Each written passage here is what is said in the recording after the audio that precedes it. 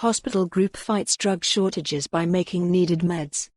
U.S. hospitals fed up with shortages of critical medicines, mostly generic drugs that aren't profitable, have banded together.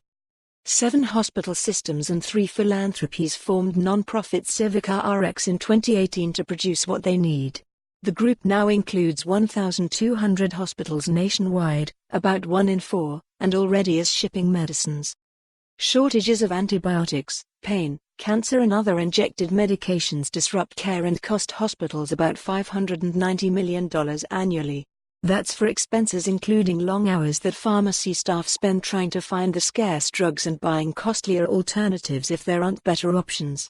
Hospitals sometimes must use inferior drugs or delay treatment. Last week, Civica said it's creating a subsidiary with Blue Cross Blue Shield to produce some generics whose prices have spiked as much as 300% in the 2010s. They'll be available in 2 years, not just for hospitals, but for patients, pharmacies and others. Former drug industry executive Martin Van Triesse, who came out of retirement to run Civica without a salary, recently discussed it with the Associated Press. Questions and answers have been edited for length and clarity.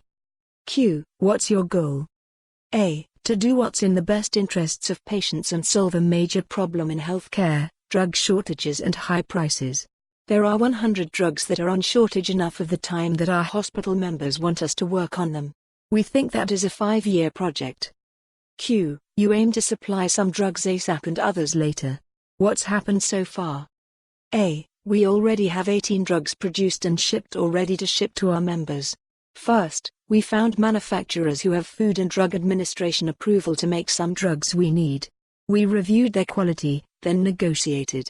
For example, we made a long-term contract with Denmark's Costlier, which makes antibiotics, to manufacture them at a fair price. Q. How do such contracts prevent shortages and save hospitals money? A. They eliminate uncertainty for the manufacturer, so there should never be a supply disruption. We'll keep a 6-month strategic stockpile of crucial medicines. And we do direct distribution to our hospitals.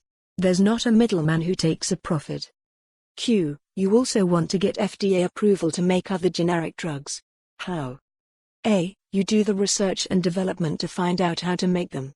You test drug stability. You then make an application to the FDA and they approve it. That whole process takes between 18 and 36 months.